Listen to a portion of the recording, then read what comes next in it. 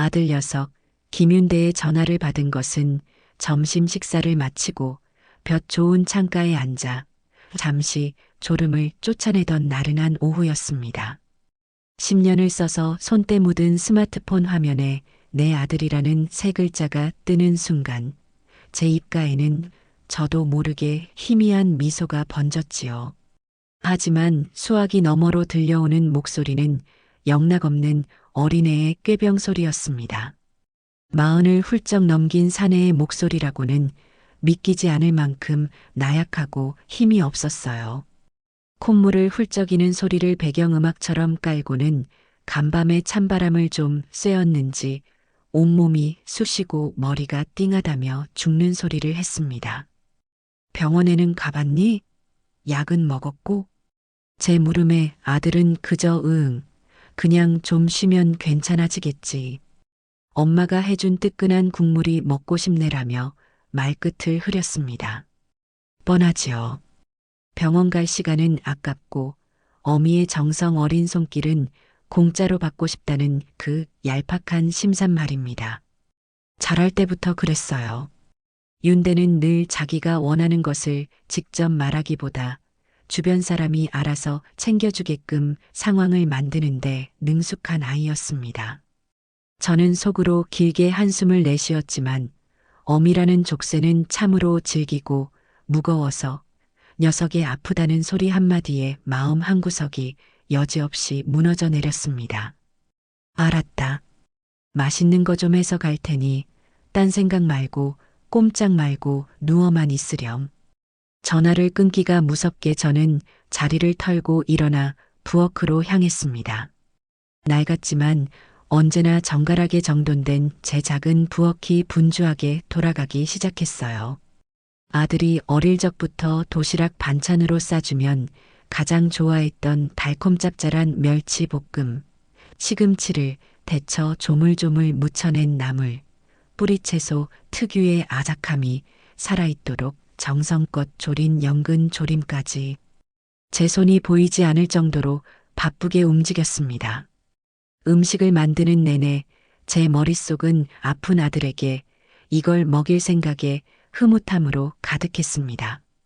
냉장고를 열어보니 며칠 전 시골 사는 중마고우가 보내준 귀한 들깨 한 봉지가 눈에 띄었습니다. 그냥 들깨가 아니에요. 그 친구가 평생 농사만 지어온 당신의 자부심을 걸고 농약 한 번 치지 않고 유기농으로 키운 토종 들깨였습니다. 이걸 들고 곧장 동네 방앗간으로 향했습니다. 고소한 기름 냄새가 진동하는 방앗간에서 저는 주인장에게 신신당부를 했지요. 타지 않을 정도로만 살짝 볶아서 기계에 남아있을지 모를 다른 기름과 섞이지 않게 깨끗하게 닦은 뒤인 딱 한 번만 짜달라고요. 이윽고 짙은 갈색의 영롱한 액체가 기계에서 또르르 흘러나왔습니다. 방앗간 전체를 뒤덮을 만큼 그 향이 어찌나 진하고 고소한지 주인장마저 아이고 할머니 이건 기름이 아니라 보약이네요. 보약. 이라며 혀를 내둘렀습니다. 시중에서 파는 여러 번 볶고 짠에 양만 늘린 것들과는 향과 맛의 깊이 자체가 다른 물건이었어요. 저는 가장 깨끗한 유리병을 골라 이 귀한 들기름을 정성껏 담았습니다. 아들 녀석, 이거 한 숟가락 넣고 팔팔 끓인 미역국 한 그릇이면 내일 아침에는 자리에서 벌떡 일어나 펄펄 날아다닐 것이 분명했습니다. 온갖 반찬을 크고 작은 통에 나눠 담고 보약 같은 들기름 병까지 신문지에 둘둘 말아 단단히 챙겨 넣으니 가방이 제법 묵직했습니다. 이걸 들고 낑낑대며 버스를 2번이나 갈아타는 수고로움 따위는 전혀 문제되지 않았습니다. 자식이 아프다는데 늙은 어미의 몸 좀 고된 것이 뭐 그리 대수겠습니까? 아들 내외가 사는 주상복합 아파트 앞에 내렸습니다.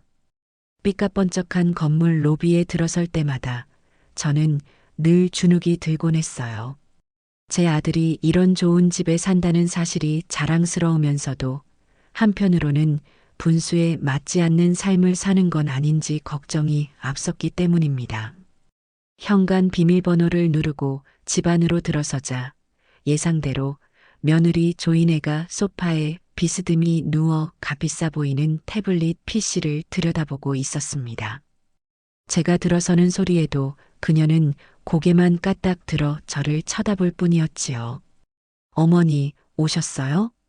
그 목소리에는 반가움이라고는 눈곱만큼도 섞여 있지 않았습니다. 오히려 이번에는 또 무슨 일로 왔나 하는 귀찮음과 경계심이 칼날처럼 서려 있었어요. 제 손에 들린 커다란 짐 보따리를 위아래로 훑어보는 그녀의 눈초리가 매서웠습니다. 어머니, 또 뭘 이렇게 싸들고 오셨어요? 저희 집 냉장고 터지겠네. 역시나 현관에서 신발을 벗는 제게 던지는 첫마디부터가 가시가 돋쳐 있었습니다.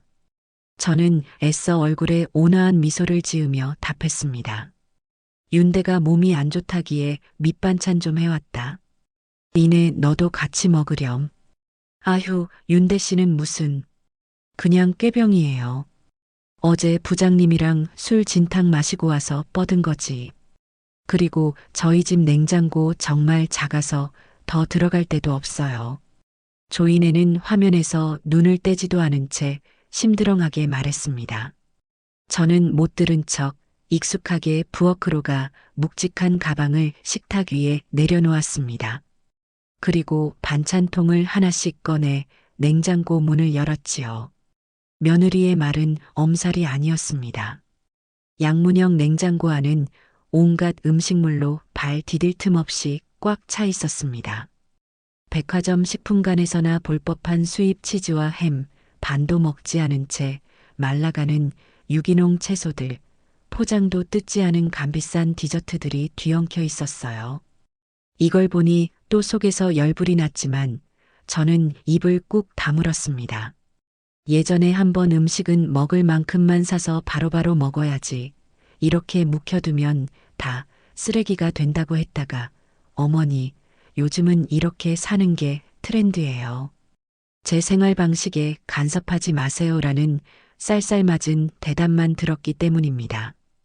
결국 기존에 있던 것들을 이리저리 옮겨가며 억지로 공간을 만들어 제가 가져온 반찬통들을 차곡차곡 밀어 넣었습니다.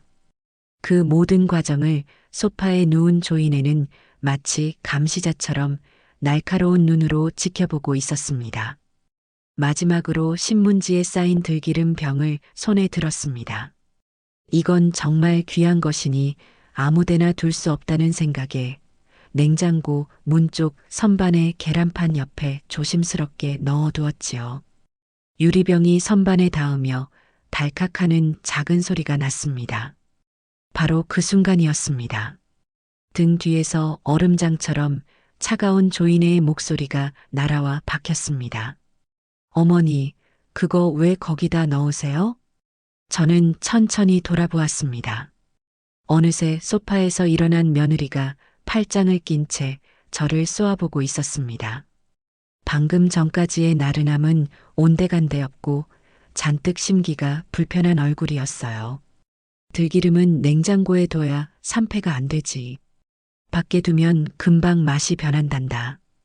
이건 특히 귀한 거라 더 그렇고. 제 차분한 설명에도 조이네의 표정은 풀릴 기미가 없었습니다. 오히려 턱을 치켜들며 한층 더 싸늘한 목소리로 받아쳤습니다. 어머니, 여기는 제 부엌이고 제 살림이에요. 제가 알아서 해요. 밖에 둬도 아무 문제 없어요. 몇 달을 둬도 멀쩡하던데요? 그건 시중에서 파는 기름 이야기고 방부 처리나 화학 처리를 한 것들은 오래 가겠지. 하지만 이건 방앗간에서 갓 짜온 생들기름이라 빛과 열 공기에 약해서 금방 상해. 그럼 몸에 좋은 오메가3 성분도 다 사라지고 오히려 독이 될 수도 있단다. 저는 최대한 전문가처럼 과학적인 사실을 들어 설명하려 애썼습니다. 하지만 조이네에게는 그런 설명이 통하지 않았어요. 그녀는 제 말을 코웃음으로 받아쳤습니다. 아, 글쎄 괜찮다니까요. 그리고 전 냉장고에 둔 기름 싫어요. 쓸 때마다 굳어서 짜증나요. 바로바로 쪼르륵 부어서 써야 하는데 냉장고에 있으면 뻑뻑해서 나오지도 않는다고요. 넣었다 뺐다 귀찮아 죽겠는데 왜 자꾸 사람 피곤하게 일을 만드세요? 마치 제가 세상에서 가장 어리석고 쓸데없는 고집을 부리는 사람인 양 몰아붙이는 말투였습니다. 그깟 들기름 한 병 어디에 두느냐가 이토록 중요한 문제란 말입니까? 이건 단순히 보관 장소의 문제가 아니었습니다. 자신의 영역에 침범한 저에 대한 뿌리 깊은 반감의 표현이었지요. 이때 안방 문이 빼꼼 열리더니 아들 윤대가 부스스한 얼굴로 나왔습니다. 무슨 일이야, 여보? 어머니 오셨어요? 아들의 등장에 저는 잠시 안도했습니다. 그래도 제 아들이니 어미의 편을 들어주리라 믿었지요. 하지만 그 기대는 산산조각이 났습니다. 조이네가 도끼 서린 눈으로 남편을 획 쏘아보며 말했습니다. 당신은 빠져 있어요. 이건 나와 어머니의 문제야. 아프다는 사람은 들어가서 잠이나 자요.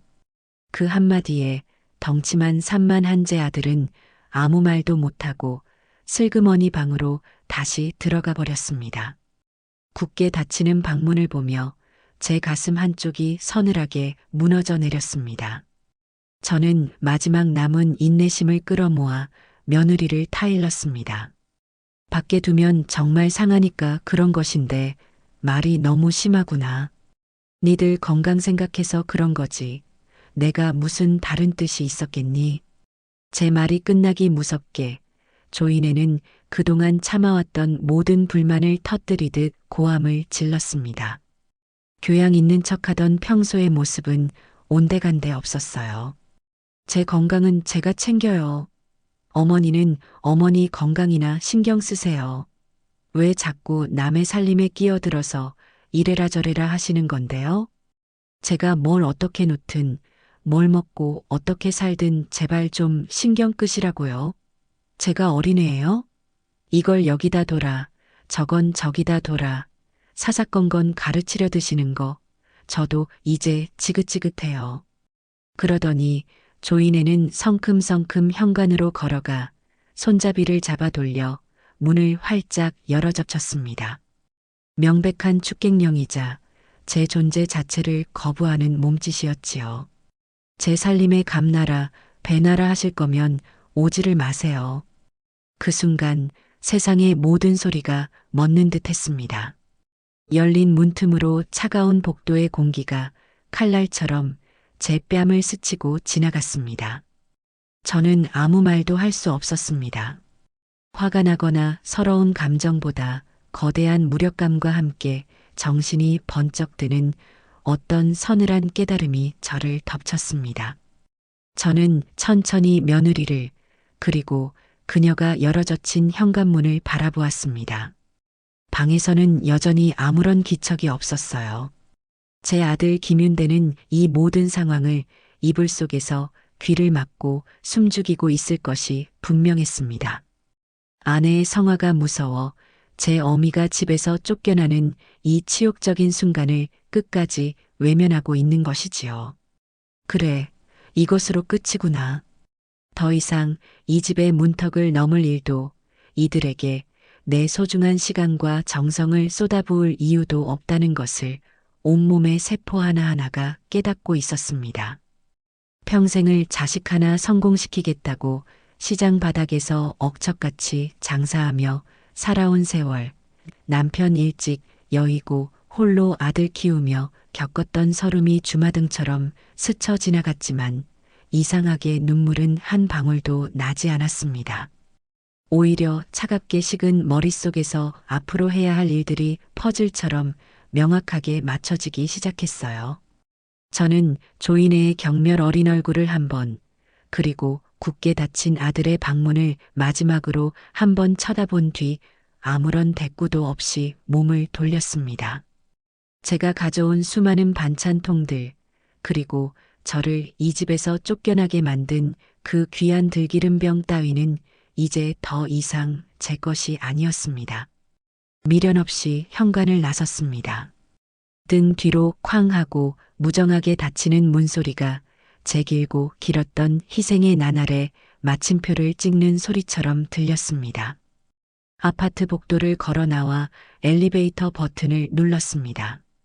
내려간 버튼의 붉은 불빛을 보며 평생 제 어깨를 짓누르던 엄이라는 이름의 무거운 짐들도 함께 내려놓기로 결심했습니다.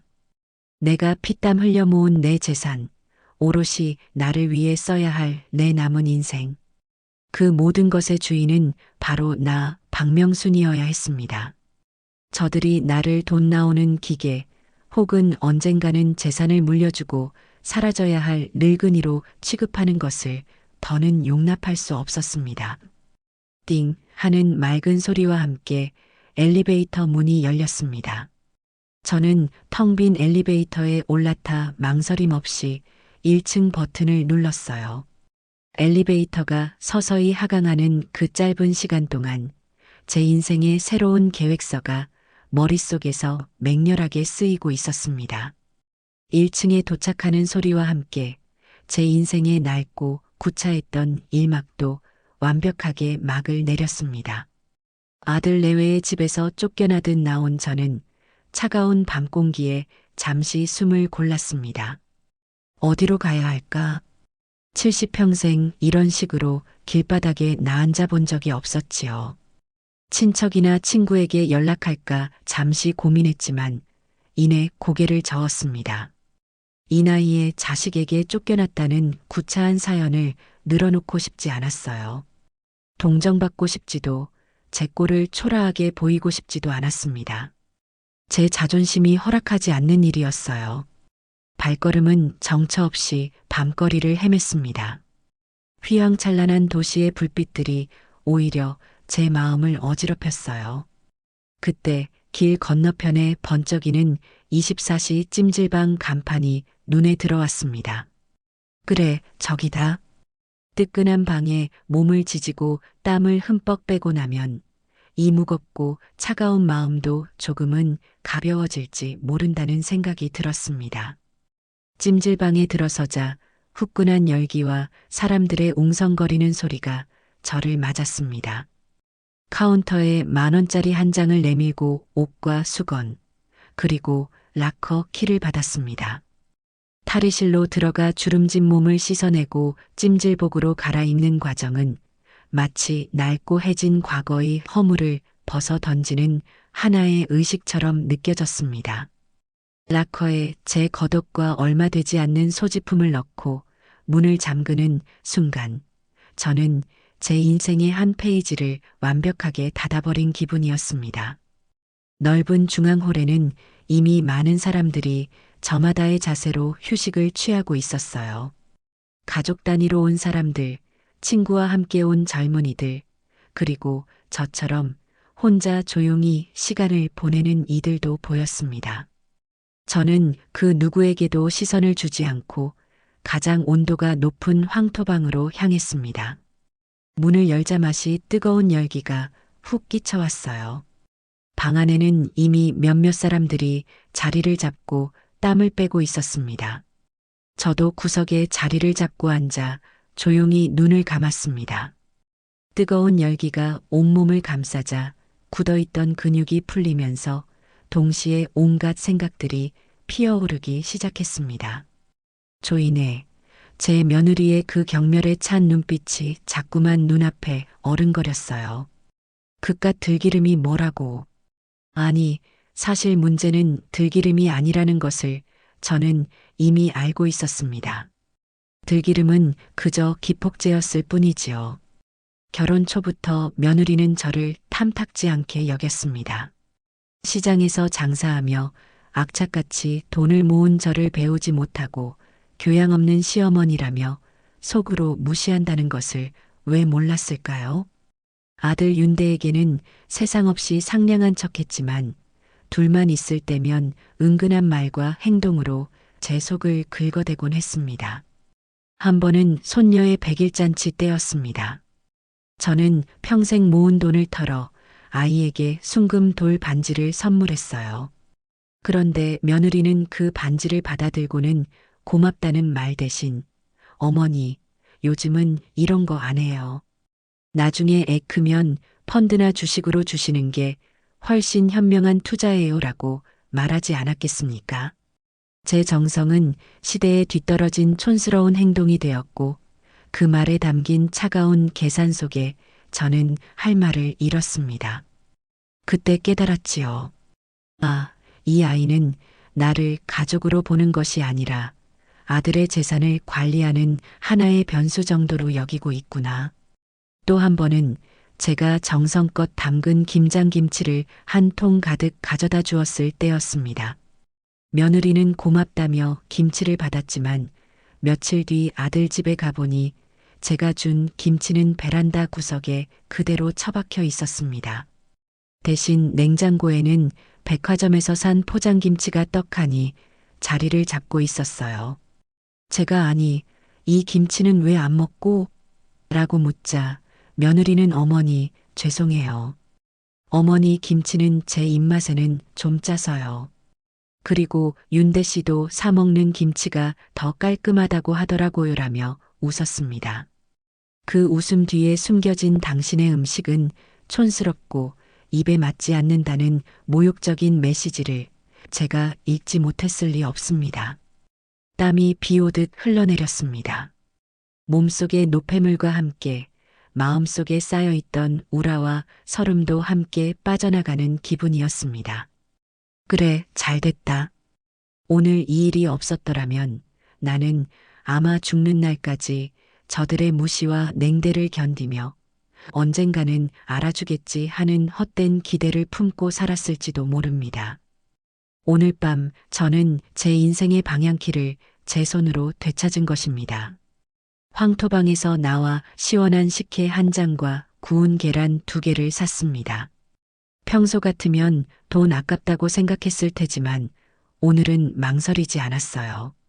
이것은 제 자유를 기념하는 첫 번째 만찬이었습니다. 딱딱한 계란을 이마에 쳐서 깨먹으며 앞으로의 계획을 구체적으로 세우기 시작했습니다. 이가 없으면 잇몸으로 산다고 당장 내일부터 내가 무엇을 해야 할지 머릿속이 그 어느 때보다 명료해졌습니다. 첫째, 내가 가진 모든 부동산을 처분한다. 둘째, 모든 금융 자산을 현금화하여 내 손에 쥔다. 셋째, 아들 내외가 절대로 찾을 수 없는 곳으로 떠난다. 이 3가지 원칙을 세우고 나니 마음이 오히려 평온해졌습니다. 그때였습니다. 제 락커에 넣어둔 휴대폰이 요란하게 울리기 시작했습니다. 화면을 보지 않아도 알 수 있었어요. 아들, 김윤대였습니다. 저는 잠시 망설였습니다. 이 전화를 받아야 할까? 하지만 이 관계를 끊어내려면 마지막 확인 사살이 필요하다는 생각이 들었습니다. 저는 심호흡을 한번 하고 통화 버튼을 눌렀습니다. 여보세요. 엄마, 어디야? 왜 전화를 이제 받아? 수화기 너머로 아들의 다급한 목소리가 터져나왔습니다. 저는 아무 대답도 하지 않고 조용히 듣고만 있었습니다. 엄마, 일단 집에 들어와. 밤중에 어딜 싸돌아다니는 거야? 위험하게. 집에 들어오라니요. 쫓아낼 때는 언제고 이제 와서 걱정하는 척하는 그 위선이 역겨웠습니다. 엄마, 듣고 있어? 이내가 아까는 좀 예민해서 그랬어. 요즘 회사 일 때문에 스트레스가 많아서 그런 거니까 엄마가 좀 이해해줘. 역시나 제 예상에서 한치도 벗어나지 않았습니다. 아들은 제게 사과를 하거나 제 마음을 위로하는 대신 제 며느리를 변호하기에 바빴습니다. 제가 이해해야 할 대상은 상처받은 늙은 어미가 아니라 스트레스 많은 젊은 아내라는 것이지요. 이해라니. 내가 뭘 이해해야 한다는 거니? 제 차가운 물음에 아들은 잠시 당황한 듯 말을 더듬었습니다. 아니, 그게 이내도 아기가 있어서 그런 건 아니니까. 엄마가 어른이잖아. 먼저 손 내밀고 사과하면 이내도 금방 풀어질 거야. 응? 일단 들어와서 이야기하자. 사과라니요. 제가 사과를 하라니요. 쫓겨난 것도 억울한데 이제는 제가 먼저 머리를 숙이고 용서를 빌라는 말에 저는 그만 실소를 터뜨리고 말았습니다. 헛웃음이 계속 터져나왔어요. 엄마, 왜 웃어? 내 말 듣고 있는 거 맞아? 저는 웃음을 멈추고 제 평생에서 가장 차갑고 단호한 목소리를 꺼내 들었습니다. 윤대야. 응, 엄마. 내일부터 나 찾지 마라. 내 어미는 오늘 밤 죽었다고 생각하려무나. 엄마, 그게 무슨 소리야? 그리고 내 마누라에게도 똑똑히 전해라.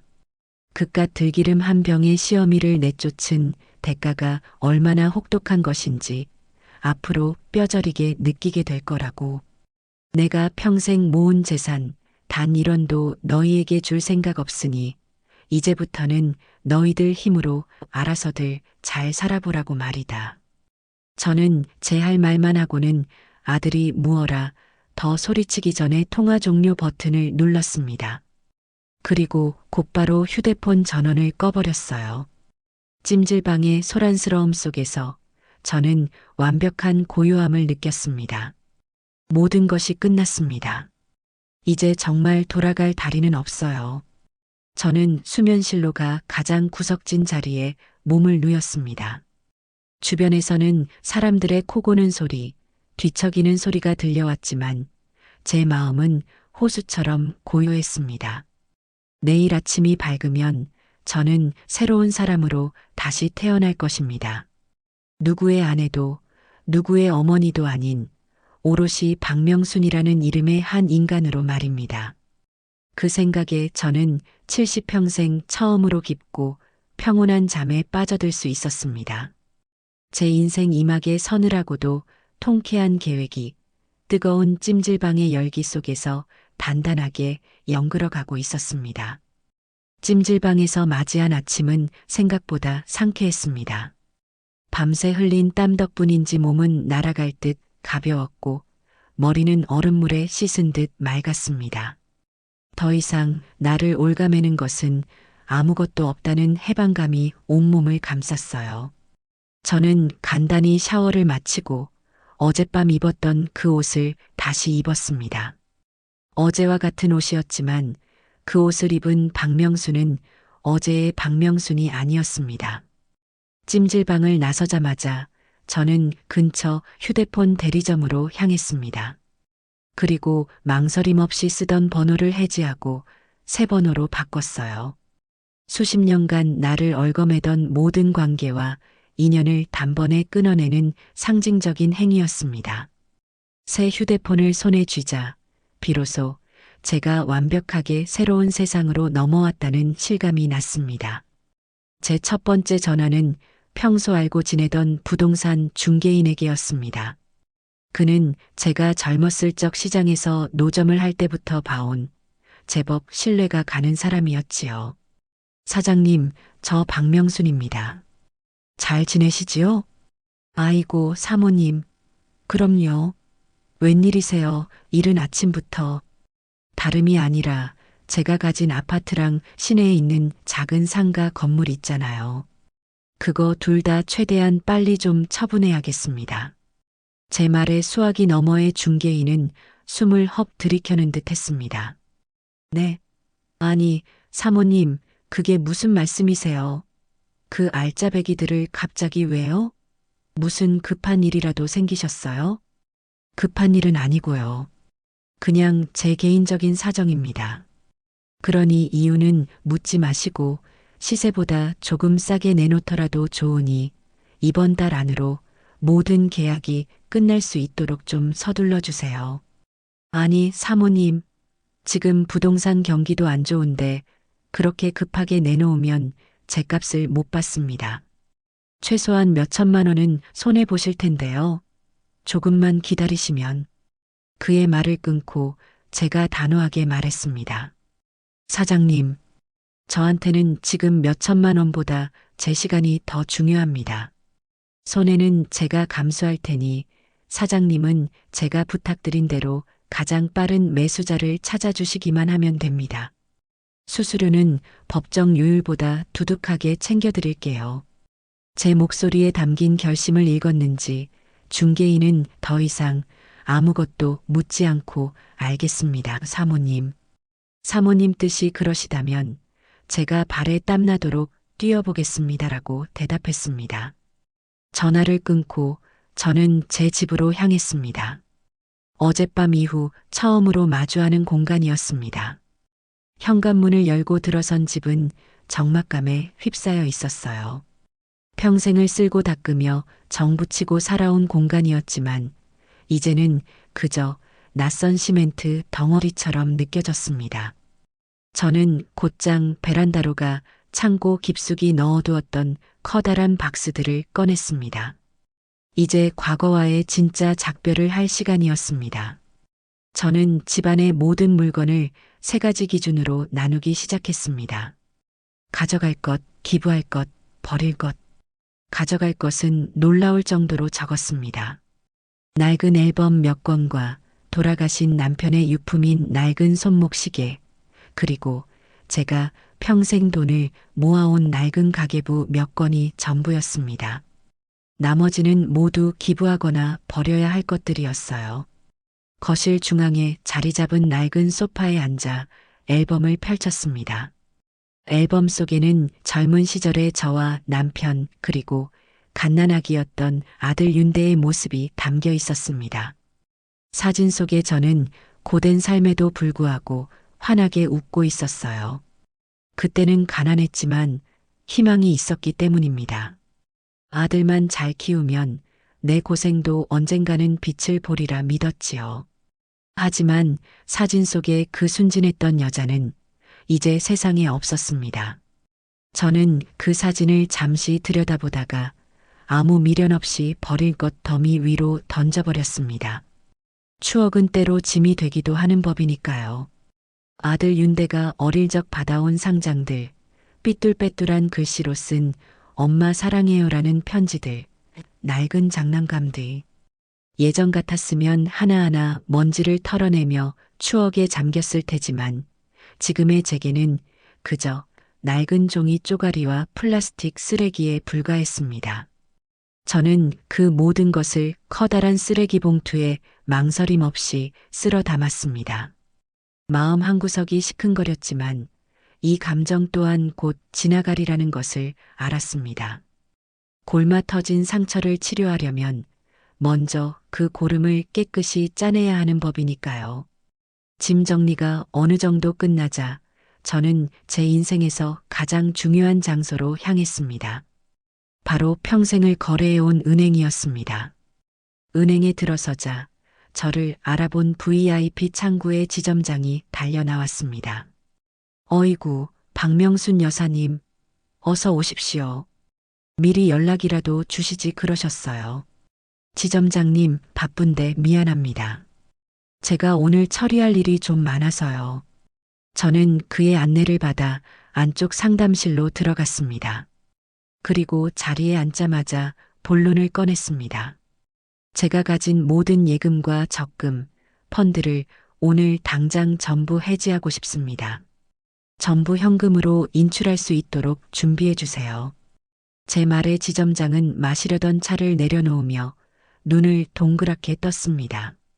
네, 여사님, 그게 무슨 말씀이십니까? 지금 해지하시면 이자 손해가 막심합니다.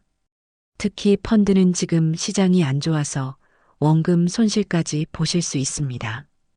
혹시 어디에 급하게 쓰실 돈이 필요하신 겁니까? 저희 은행에서 저금리로 대출을. 아닙니다. 대출은 필요 없어요. 그냥 제가 가진 돈을 제 눈으로 직접 확인하고 싶어졌을 뿐입니다. 손해는 얼마가 나든 상관없으니 오늘 당장 처리해 주십시오. 제 단호한 태도의 지점장은 무언가 심상치 않은 일이 벌어졌음을 직감한 듯 보였습니다. 하지만 그는 더 이상 묻지 않고 묵묵히 제 요청을 처리하기 시작했습니다. 수많은 서류에 사인을 하고 도장을 찍는 동안 제 마음은 놀라울 정도로 평온했습니다. 통장에 찍힌 숫자들이 단지 숫자가 아니라 시장 바닥에서 찬밥을 먹어가며 남들 다 자는 새벽에 일어나 물건을 때려다니며 보낸 제 젊음과 눈물이자 닳아버린 제 무릎 연골과도 같다는 것을 저는 알고 있었습니다. 모든 절차가 끝나고 지점장은 두툼한 돈 봉투 여러 개를 제게 건넸습니다. 안전을 위해 계좌 이체를 권했지만 저는 굳이 현금을 고집했어요.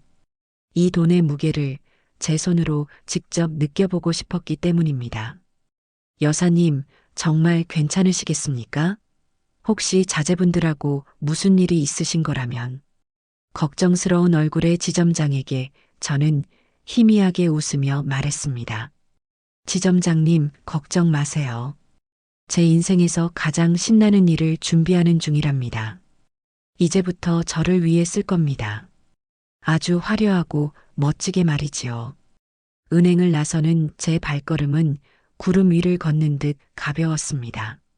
집으로 돌아와 커다란 가방에 현금 다발을 차곡차곡 넣었습니다. 그리고 부동산 중개인에게서 연락이 오기만을 기다렸습니다. 제 결심은 이미 굳건한 바위와도 같아서 그 어떤 것에도 흔들리지 않을 자신이 있었습니다. 이 모든 것은 제 자식들에게 버림받은 늙은 어미의 슬픈 복수극이 아니었습니다. 이것은 박명순이라는 한 여자가 자신의 인생을 되찾기 위한 장엄하고도 통쾌한 독립전쟁의 서막이었습니다.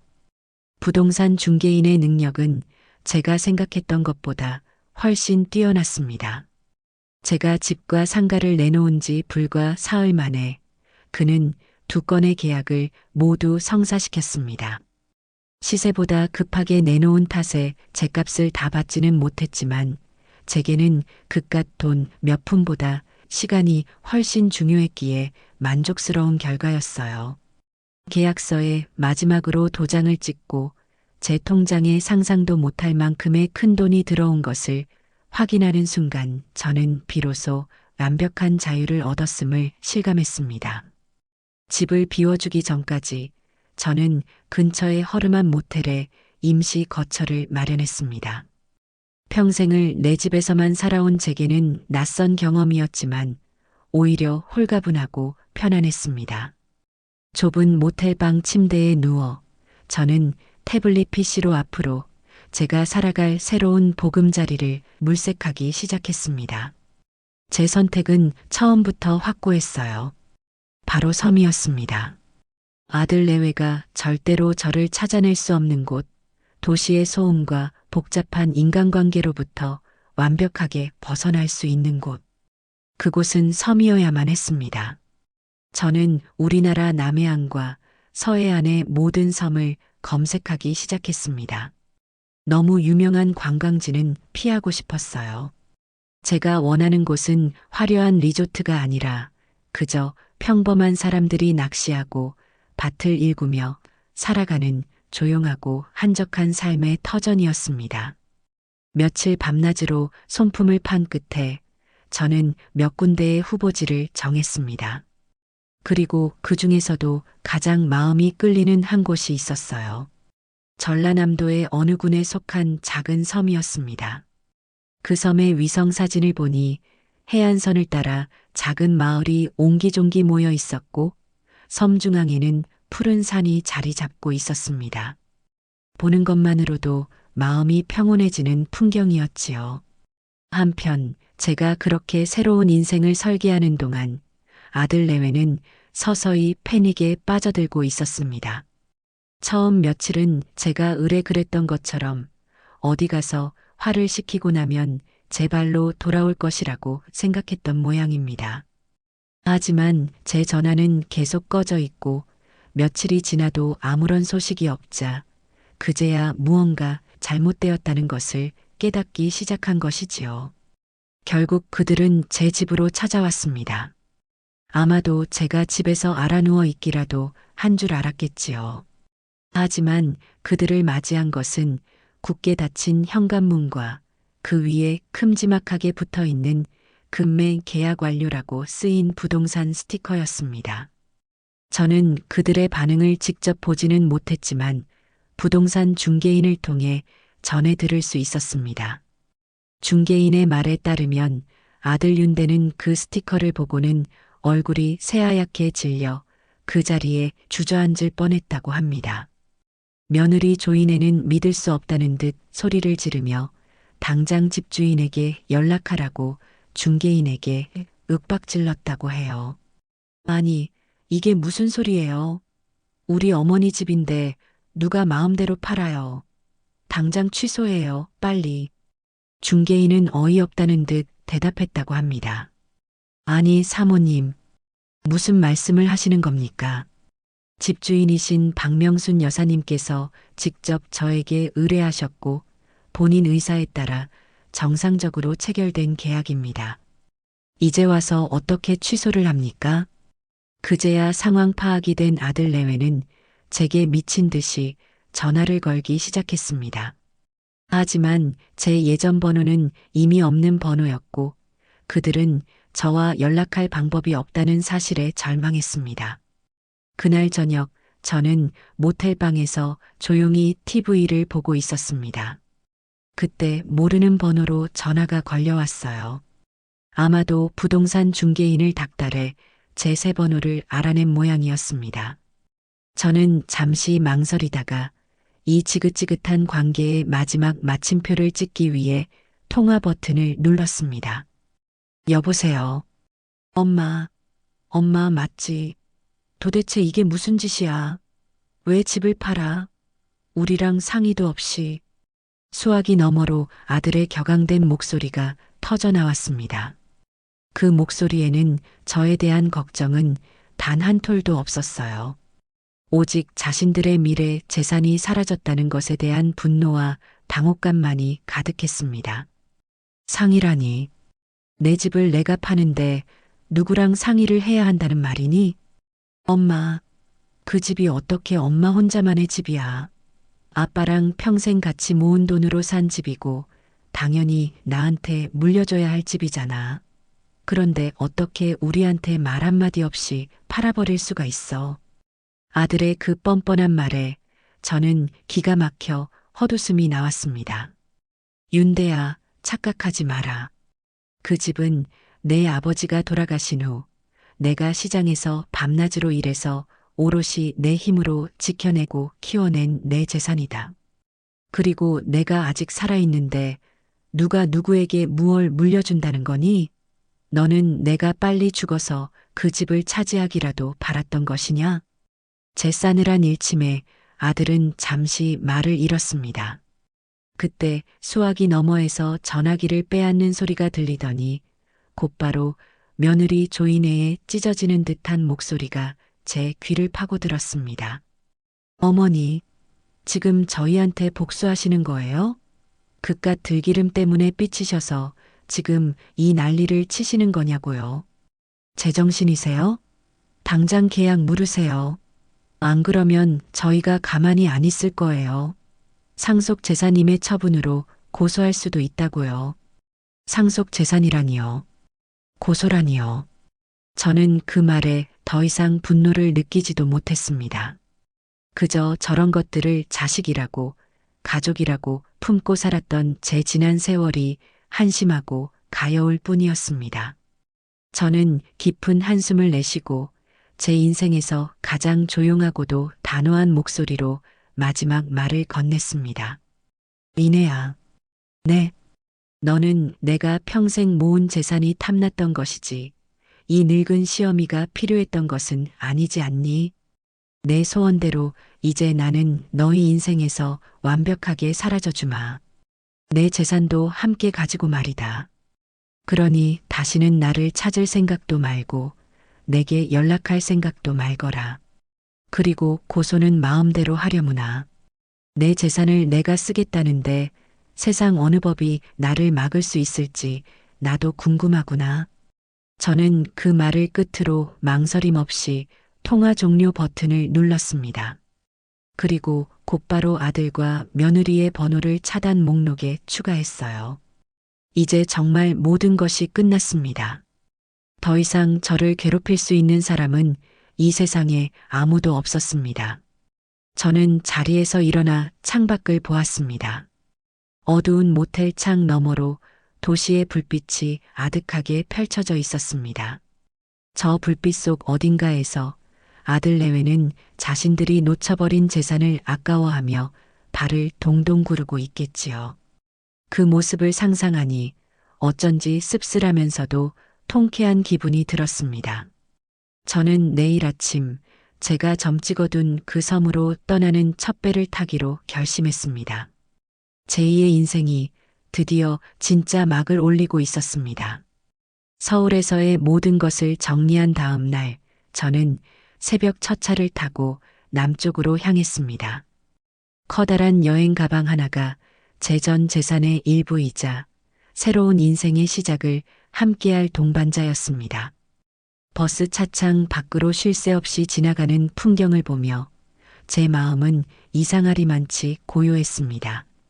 수십 년을 살아온 서울이었지만 그곳을 떠나는 데에는 아주 작은 미련도 남지 않았어요.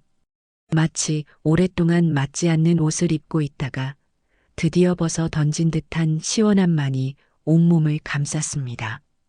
고속버스는 몇 시간을 달려 남해의 한 항구 도시에 저를 내려놓았습니다. 버스에서 내리자마자 비릿하면서도 시원한 바다 내음이 훅 끼쳐왔습니다. 서울의 탁한 공기와는 비교도 할 수 없는 상쾌함이었어요. 저는 항구의 벤치에 앉아 제가 가야 할 섬으로 떠나는 배 시간을 확인했습니다. 하루에 단 3번 운항하는 작은 여객선이었습니다. 다음 배 시간까지는 두어 시간이 남아 있었지요. 저는 항구 근처의 작은 식당에 들어가 제가 평생 먹어본 것 중 가장 신선하고 맛있는 생선구이 백반으로 점심을 해결했습니다. 허름한 식당이었지만 주인 할머니의 손맛은 일품이었고 그 투박한 친절함 속에서 저는 잊고 있던 사람의 온기를 느꼈습니다. 식사를 마치고 여객선 터미널로 향하는 길, 제 발걸음은 그 어느 때보다 가벼웠습니다. 드디어 제가 탈 배가 항구에 들어왔습니다. 낡고 작은 어선처럼 보였지만 제게는 새로운 세상을 향해 나아가는 위풍당당한 노아의 방주처럼 느껴졌어요. 배에 오르는 사람들은 대부분 섬 주민인 듯 보였습니다. 검게 그을린 얼굴과 굵은 팔마디마디에 고된 삶의 흔적이 새겨져 있었지만 그들의 표정은 어딘지 모르게 평온해 보였습니다. 저 역시 그들 틈에 섞여 낯선 이방인이 아닌 새로운 주민이 될 준비를 했습니다. 출항을 알리는 백고동 소리와 함께 배는 서서히 육지를 떠나기 시작했습니다. 저는 선실에 앉아있지 않고 갑판으로 나갔습니다. 세찬 바닷바람이 제 머리카락과 옷깃을 마구 흔들었지만 저는 눈을 감고 그 바람을 온몸으로 맞았습니다. 점점 작아지는 항구의 모습을 보며 저는 제 과거와 완벽하게 작별을 고하고 있었습니다. 잘 있거라, 나를 올가매던 모든 것들아. 잘 있거라, 나를 실망시킨 내 아들과 며느리야. 이제 나는 너희가 닿을 수 없는 곳으로 간다. 얼마나 지났을까? 선장님의 구수한 목소리가 스피커를 통해 흘러나왔습니다. 제가 내릴 섬에 거의 다다랐다는 안내 방송이었어요. 저는 멀리 수평선 위로 점처럼 보이던 섬이 점점 커지는 것을 경이로운 눈으로 바라보았습니다. 위성사진으로 보았던 것보다 훨씬 더 아름답고 평화로운 모습이었어요. 푸른 산과 쪽빛 바다, 그리고 그 사이에 소박하게 자리 잡은 작은 마을. 제 심장이 세차게 뛰기 시작했습니다. 이곳이 앞으로 내가 살아갈 나의 땅이었습니다. 배가 선착장에 닿자 저는 가장 먼저 땅을 밟았습니다. 섬의 공기는 육지보다 훨씬 더 맑고 향긋했어요.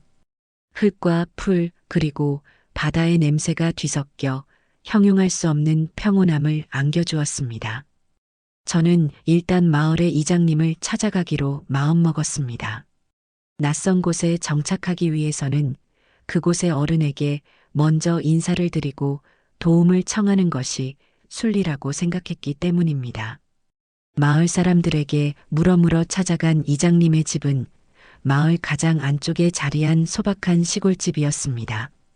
제가 찾아갔을 때 이장님은 마당에서 그물을 손질하고 있었어요. 예수는 좋게 넘어 보이는 검게 그을린 얼굴에 깊은 주름이 인상적인 분이었습니다. 제가 다가가 인사를 건네자 그는 경계심 가득한 눈으로 저를 위아래로 훑어보았습니다. 도시에서 온 행색이 멀끔한 제 모습이 이질적으로 느껴졌겠지요. 누구요? 못해서 온 양반 같은데 무슨 일이요? 안녕하세요, 이장님. 저는 박명순이라고 합니다. 오늘 이 섬으로 이사 오려고 들어왔습니다. 제 말에 이장님은 더욱 의아한 표정을 지었습니다. 이사? 이 섬에 아는 사람이라도 있소? 아닙니다. 아는 사람은 아무도 없습니다. 그저 조용한 곳에서 여생을 보내고 싶어서 무작정 찾아왔습니다. 혹시 이 근처에 비어있는 집이 있으면 제가 좀 살 수 있을까 해서요. 이장님은 한동안 아무 말 없이 저를 빤히 쳐다보았습니다. 제 눈빛에서 진심을 읽으려 애쓰는 듯 보였어요. 잠시 후 그는 손에 든 그물을 내려놓고 자리에서 일어났습니다. 별난 사람 다 보겠네. 아무 연고도 없이 이 외딴 섬에 들어와 살겠다니 보통 배짱이 아니구먼. 일단 따라와 보시오. 이장님은 앞장서서 걷기 시작했습니다. 저는 묵묵히 그의 뒤를 따랐어요. 우리는 마을을 가로질러 언덕배기에 자리한 한 낡은 집 앞에 섰습니다. 그 집은 사람이 살지 않은 지 꽤 오래된 듯 보였어요. 돌담은 무너져 내렸고 마당에는 잡초가 허리 높이까지 자라 있었습니다. 지붕에는 구멍이 뚫려 있었고 창호지는 갈기갈기 찢어져 바람에 펄럭이고 있었지요. 누가 봐도 폐가였습니다. 이 집이요. 주인이 육지로 나간 지 10년도 넘었지. 집이라고 할 수도 없는 흉가요. 이런 곳이라도 괜찮겠소? 이장님은 제가 기겁을 하고 돌아설 것이라고 생각한 모양입니다. 하지만 저는 그 집을 보는 순간 심장이 쿵 하고 내려앉는 것을 느꼈습니다.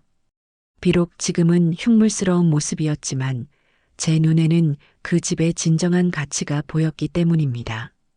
튼튼하게 남은 돌담의 골조, 남향으로 탁 트인 집터, 그리고 무엇보다도 그 집 마당에서 한눈에 내려다 보이는 바다의 풍경. 제 가슴이 벅차올랐습니다. 바로 이곳이었습니다. 제가 꿈에 그리던 나의 집이었습니다. 이장님, 이 집 제가 사겠습니다. 집주인에게 연락 좀 해주실 수 있겠습니까? 제 단호한 말에 이장님은 놀라움을 금치 못했습니다. 아니, 이 양반이 정말 이걸 사겠다고? 제정신이요? 여긴 수도도 전기도 제대로 안 들어올 텐데? 괜찮습니다. 돈만 있으면 수도도 전기도 다 끌어올 수 있지요. 돈은 제가 충분히 가지고 있습니다. 그러니 이장님께서는 집주인을 찾아주시고 제가 이 집을 살 수 있도록 도와주시기만 하면 됩니다. 물론 수고비는 두둑하게 챙겨드리겠습니다.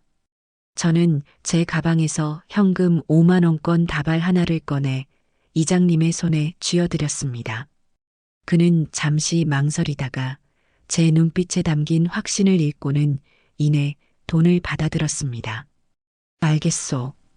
이왕 이렇게 된 거 내가 한번 알아봐 주리다. 그 대신 이 섬에서 살려면 우리 섬의 규칙을 따라야 하오. 텃세도 좀 있을 것이고 괜찮겠소? 네, 괜찮습니다. 저는 이제 이 섬 사람이 될 거니까요. 이 섬의 규칙을 존중하고 따르겠습니다. 그날 이후 모든 것은 일사천리로 진행되었습니다. 이장님의 도움으로 육지에 사는 집주인과 연락이 닿았고 저는 그가 부르는 값의 2배를 주고 그 폐가를 통째로 사들였습니다. 등기 이전까지 완벽하게 마치고 제 이름 석자가 새겨진 집문서를 손에 쥐는 순간 저는 세상을 다 가진 듯 기뻤습니다. 이제 저에게는 돌아갈 과거는 없고 오직 갖고 나가야 할 미래와 나의 땅만이 존재했습니다. 저는 그 폐허와도 같은 집터에 서서 앞으로 이곳에 세워질 나의 왕국을 그리며 행복한 미소를 지었습니다. 제 이름으로 된 땅과 집이 생기자 저는 지체할 시간 없이 곧바로 새로운 왕국을 건설하는 작업에 착수했습니다. 가장 먼저 한 일은 육지에서 최고의 실력을 가진 건축가와 인테리어, 설계사를 섬으로 불러들이는 것이었어요. 그들은 폐가를 보고 처음에는 난색을 표했지만 제가 제시하는 파격적인 대우와 제 머릿속에 있는 집에 대한 확고한 비전을 듣고는 이내 눈을 빛내기 시작했습니다. 기본 골조는 최대한 살리되 내부는 현대적으로 완전히 뜯어 고쳐 주십시오. 특히 주방과 욕실은 최고급 자재로 호텔 스위트룸 부럽지 않게 만들어주세요. 그리고 집의 모든 창은 바다를 향해 최대한 크게 내주십시오. 아침에 눈을 뜨면 침대에 누워서 일출을 볼 수 있었으면 좋겠습니다. 제 요구는 까다롭고 구체적이었습니다. 하지만 저는 돈을 아끼지 않았어요. 섬이라는 지리적 특성상 자재를 운반하고 인력을 동원하는데 육지보다 몇 배의 비용이 들었지만 저는 눈 하나 깜짝하지 않았습니다.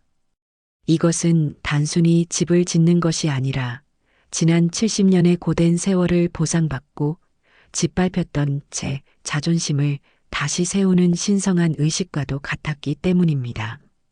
공사는 섬마을 사람들의 초미의 관심사였습니다. 육지에서 들어온 최신 장비들과 수많은 인부들이 마을을 오갔고 허물어져 가던 폐가는 하루가 다르게 새로운 모습으로 변해갔습니다.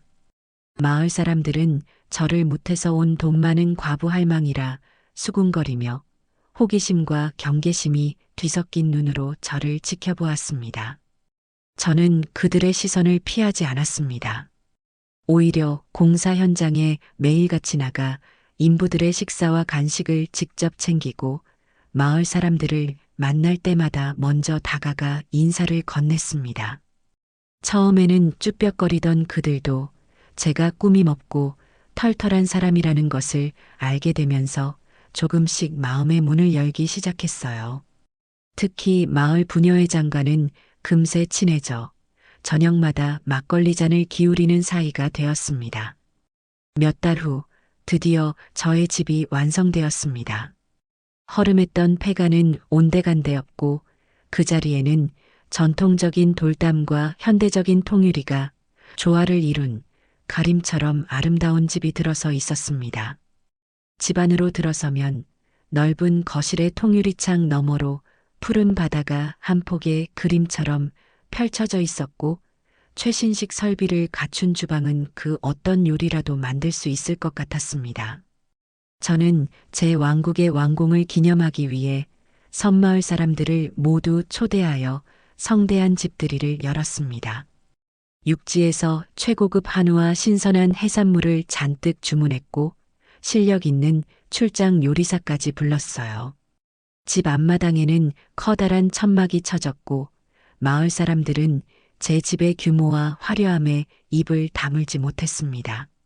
아이고 여사님, 이게 집이요, 궁궐이요. 우리 섬에 이런 집이 들어설 줄이야. 꿈에도 몰랐네. 이장님은 연신 감탄하며 제게 엄지를 치켜 세웠습니다. 저는 사람들에게 아낌없이 음식과 술을 대접했습니다. 그날 제 집 마당에서는 밤늦도록 웃음소리와 노랫소리가 끊이지 않았어요. 그 모습을 흐뭇하게 바라보며 저는 제가 이 섬에 완벽하게 뿌리내렸음을 직감했습니다.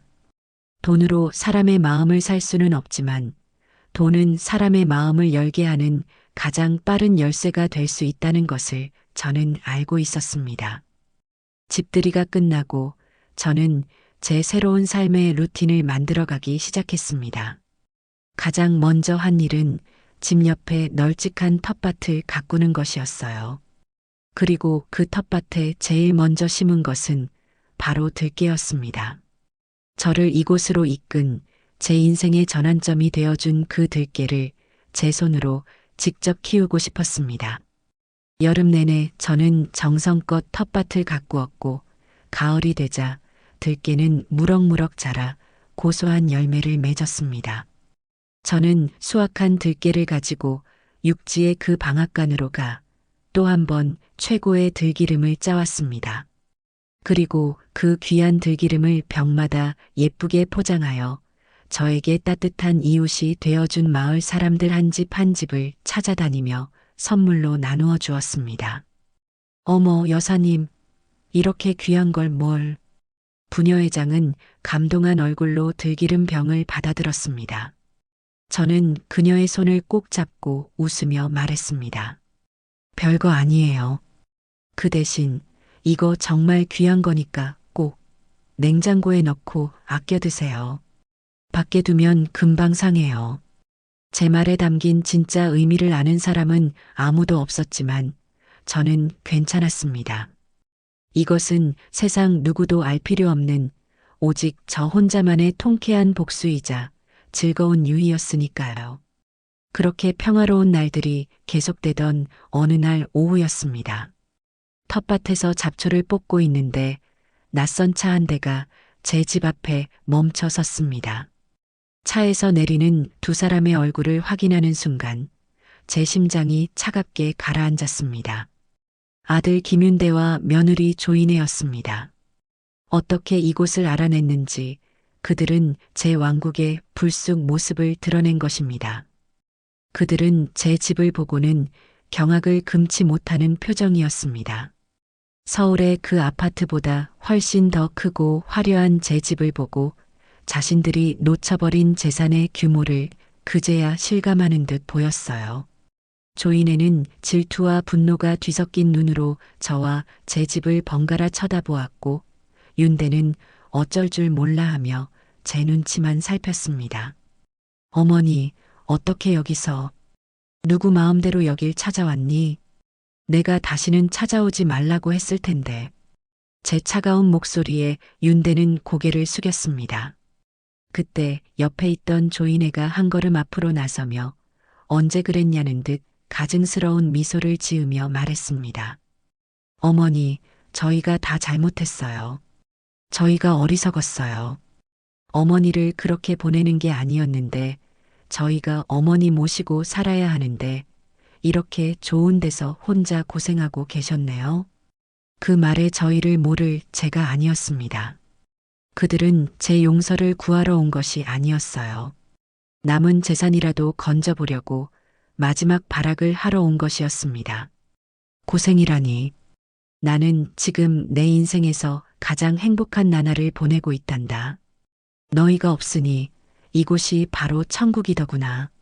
제 말에 조인혜의 얼굴에서 미소가 싹 가셨습니다.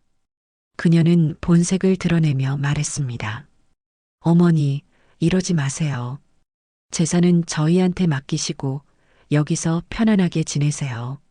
저희가 매달 생활비 넉넉하게 보내드릴게요. 네. 어머니 재산은 원래 저희가 물려받을 거잖아요. 역시나 그들의 목적은 오직 돈이었습니다. 저는 어이가 없어 웃음이 나왔습니다. 내가 아직 두 눈 시퍼렇게 뜨고 살아있는데 누가 누구의 재산을 물려받는다는 거니? 그리고 너희가 주는 생활비? 나는 너희에게 동량을 받을 만큼 가난하지 않단다. 내 돈은 내가 알아서 쓸 테니 너희는 너희 인생이나 신경 쓰려무나. 제가 단호하게 말하자 윤대가 눈물을 글썽이며 제 앞에 나섰습니다. 어머니, 제발이요. 아들인 저를 봐서라도 제발 돌아가요. 저희 정말 힘들어요. 어머니 없이는 살 수가 없어요. 내가 내 아들이었던가. 제 어미가 며느리에게 쫓겨날 때 방문을 걸어 잠그고 숨어있던 아들은 내 기억에 없는데 말이다. 돌아갈 다리는 내 스스로 무너뜨렸다. 이제 와서 어미를 찾지 마라. 제 마지막 말에 아들 내외는 더 이상 아무 말도 하지 못했습니다. 그때 소란을 듣고 달려온 이장님과 마을 사람들이 제 앞을 막아서며 그들을 쏘아보았습니다. 당신들 누구요? 왜 우리 박 여사님을 괴롭히고 있는 거요? 이장님의 호통에 윤대와 이내는 당황한 기색이 역력했습니다. 저는 이미 이 섬에서 혼자가 아니었습니다. 저에게는 저를 지켜주는 든든한 이웃들이 있었습니다. 아들 내외는 자신들이 더 이상 설 자리가 없다는 것을 깨닫고는 저를 원망스러운 눈으로 쳐다보며 차에 올라탔습니다. 차가 먼지를 일으키며 사라지는 것을 보며 저는 완벽한 승리를 예감했습니다. 저의 섬을 떠나 서울로 돌아간 아들 내외의 삶은 예상대로 빠르게 무너져 내리기 시작했습니다. 그들은 저를 찾아오면 제가 마음이 약해져 다시 예전처럼 자신들을 지원해 줄 것이라고 기대했겠지요. 하지만 그들의 마지막 희망마저 산산조각이 나자 그들은 현실의 냉혹한 무게를 온몸으로 감당해야만 했습니다. 가장 먼저 닥쳐온 것은 경제적인 위기였습니다. 아들 윤대는 능력에 비해 씀씀이가 해펐고 며느리 조이네의 허영심은 하늘을 찔렀습니다. 그들이 누리던 모든 것은 사실상 제 주머니에서 나온 돈으로 유지되고 있었던 것이지요. 제 지원이 완벽하게 끊기자 그들은 당장 아파트 관리비와 대출 이자를 감당하는 것조차 벅차게 되었습니다. 어느 날 그들은 은행에 추가 대출을 받으러 갔다고 합니다.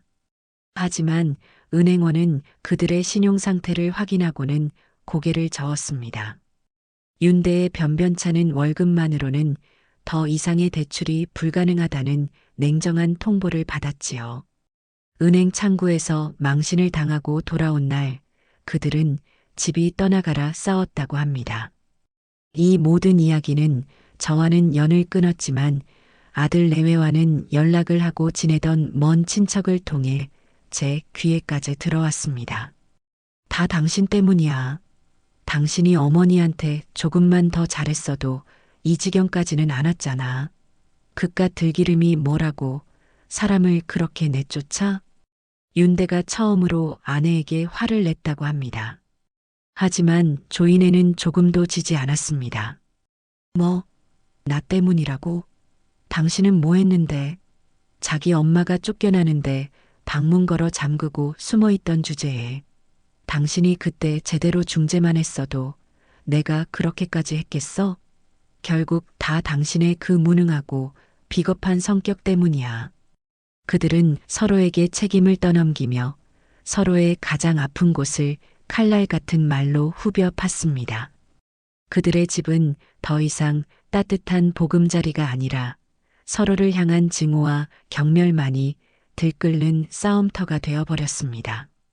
결국 그들은 살던 주상복합 아파트를 팔고 서울 변두리의 낡고 작은 빌라로 이사를 가야만 했습니다. 조이네는 더 이상 명품 가방을 들고 브런치 모임에 나갈 수 없게 되었고 윤대는 매일같이 동료들의 눈치를 보며 한숨만 쉬는 신세가 되었습니다. 그들의 몰락은 생각보다 훨씬 더 빠르고 비참했습니다. 그들은 저를 찾아내기 위해 백방으로 수소문했지만 허사였습니다. 제 주민등록상 주소지는 이미 섬으로 옮겨져 있었고 제 새로운 연락처를 아는 사람은 아무도 없었으니까요. 한 번은 경찰서에 저를 가출인으로 신고하는 어리석은 짓까지 했다고 합니다.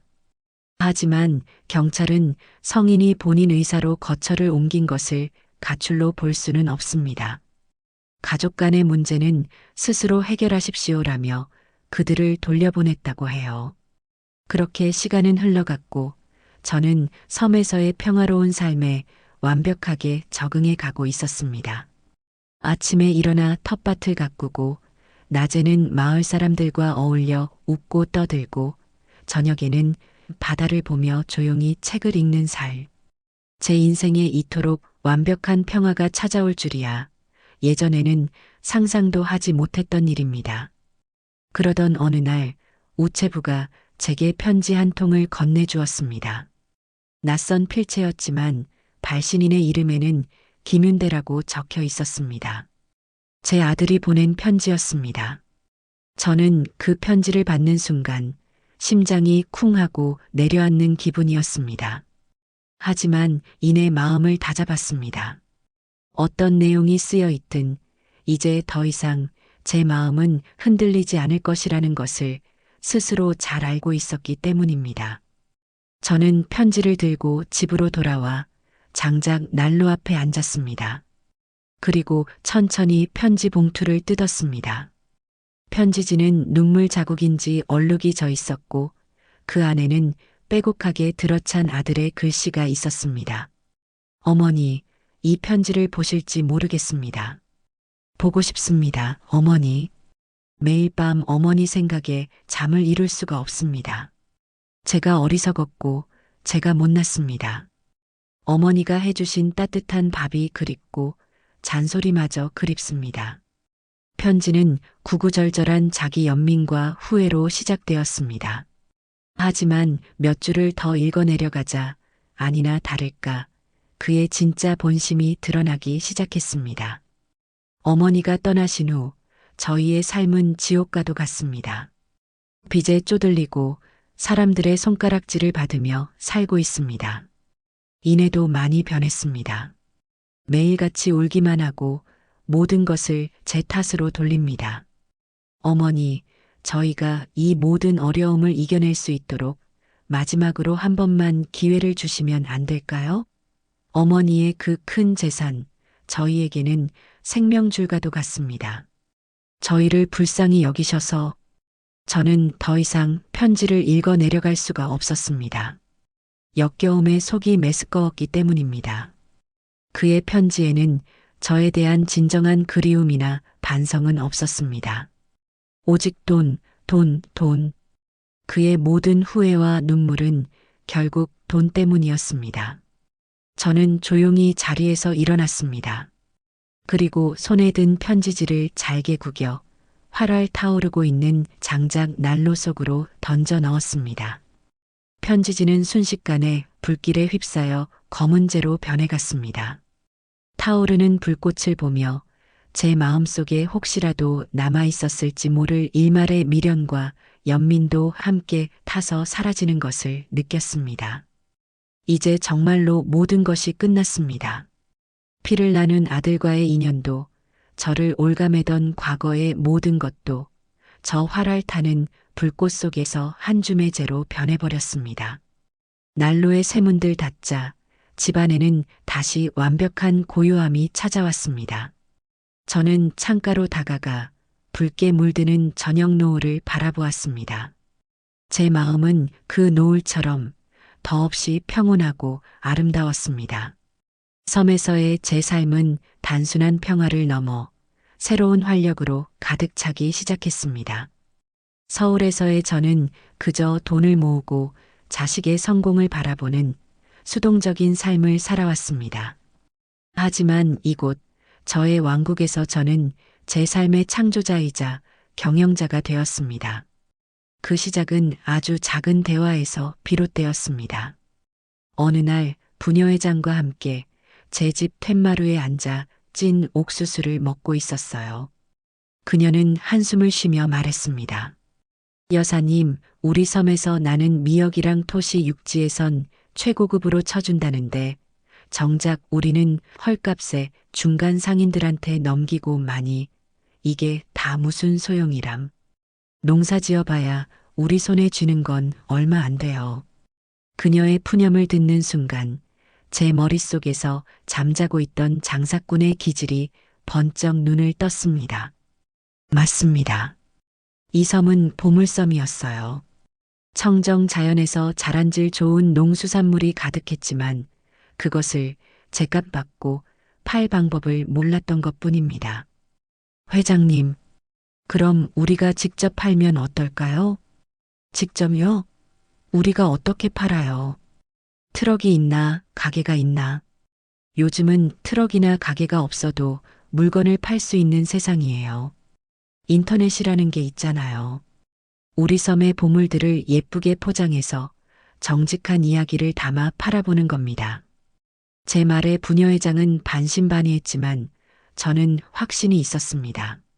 저는 그날 밤새 태블릿 PC와 씨름하며 사업 계획을 세웠습니다. 브랜드 이름은 소박하지만 정직하게 박여산의 곡간으로 정했습니다. 그리고 제 집의 넓고 현대적인 주방을 제조 공장으로 삼고 마을의 할머니들을 정식 직원으로 고용하기로 했습니다. 다음 날 저는 마을 회관의 할머니들을 모두 모아놓고 제 계획을 발표했습니다. 여러분, 제가 여러분의 시간을 사겠습니다. 저와 함께 우리 섬에서 나는 좋은 것들로 장아찌도 담그고 고추장도 만들고 미역도 예쁘게 포장해서 팔아봅시다. 일하시는 만큼 제가 서울 웬만한 회사 월급만큼 쳐서 돈을 드리겠습니다. 할머니들은 처음에는 어리둥절해 하셨지만 월급이라는 말에 눈을 반짝이기 시작했습니다. 평생 밭일, 뱃일만 해왔지 누군가에게 고용되어 꼬박꼬박 돈을 받아본 적이 없는 분들이었으니까요. 그렇게 박여산의 곡간은 문을 열었습니다. 저는 제 사비를 털어 위생적인 제조시설을 갖추고 제품의 신선도를 유지할 수 있는 진공, 포장 기계까지 들여놓았습니다. 그리고 육지에서 전문 사진작가를 섭외해 우리 제품들의 사진을 아주 먹음직스럽고 고급스럽게 찍었어요. 투박한 할머니들의 손으로 만들어낸 정직한 제품에 세련된 포장과 이야기가 더해지자 박여산의 곡간은 놀라운 속도로 입소문을 타기 시작했습니다. 저는 블로그를 만들어 매일같이 우리들의 이야기를 올렸습니다. 장작불에 콩을 삶아 메주를 쓰는 과정, 할머니들이 모여 앉아 멸치를 다듬는 풍경, 제가 직접 텃밭에서 들깨를 수확하는 모습까지. 소비자들은 단순히 물건을 사는 것이 아니라 섬마을의 따뜻한 정과 이야기를 함께 구매하는 것이었습니다. 주문은 폭주했고 할머니들은 생전 처음으로 자신의 노동에 대한 정당한 대가를 매달 통장으로 받게 되었습니다. 어느 날 월급날이었습니다. 할머니 한 분이 제 손을 꼭 잡고 눈물을 글썽였습니다. 여사님 고맙소.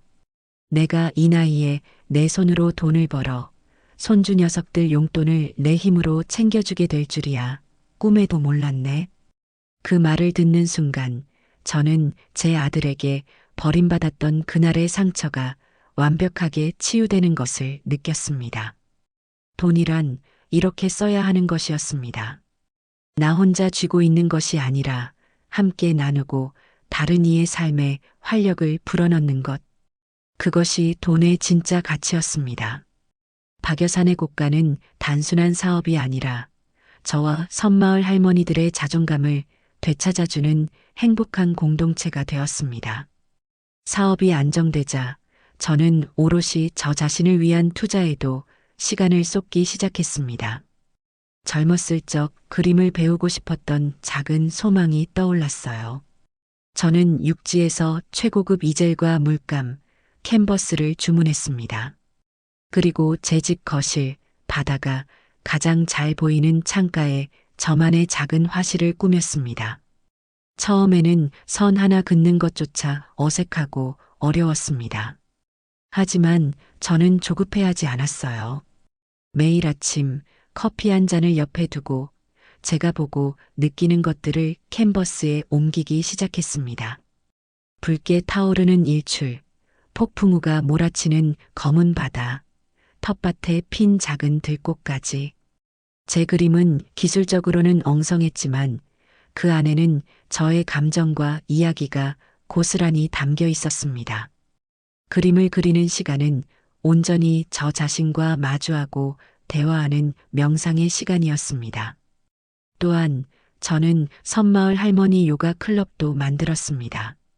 매일 아침 제 집의 넓은 나무 데크에 할머니들과 함께 모여 요가를 했습니다.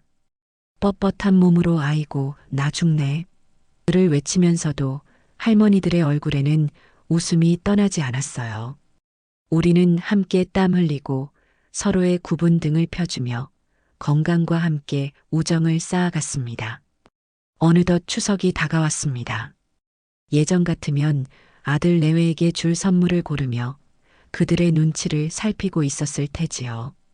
하지만 이제 저에게는 새로운 가족이 생겼습니다. 저는 추석 전날 박여산에 곳간 직원 할머니들과 마을 사람들을 모두 제 집으로 초대했습니다. 여러분, 올 한 해 모두 고생 많으셨습니다. 내일이 추석인데 자식들 기다리지 말고 우리끼리 먼저 신나게 명절 한번 쇠어봅시다. 제 집 마당은 거대한 잔칫집이 되었습니다. 우리는 함께 송편을 빚고 전을 부치고 갓 잡은 생선으로 매운탕을 끓였습니다. 제가 직접 담근 술독에서는 향기로운 막걸리가 끝도 없이 나왔습니다.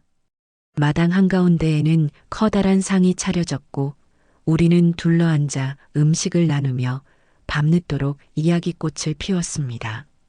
그때 이장님이 막걸리 잔을 높이 들고 자리에서 일어났습니다. 자, 다들 주목.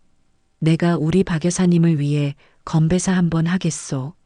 사람들의 시선이 모두 제게로 쏠렸습니다. 박 여사님이 우리 섬에 들어오시기 전까지 우리 섬은 그저 늙고 조용한 섬이었소. 그런데 여사님이 오신 후로 우리 섬에 활기가 넘치고 우리 할망들 얼굴에 웃음꽃이 피었소. 박 여사님은 우리에게 굴러들어온 복덩이이자 이 섬의 가장 큰 보물이요.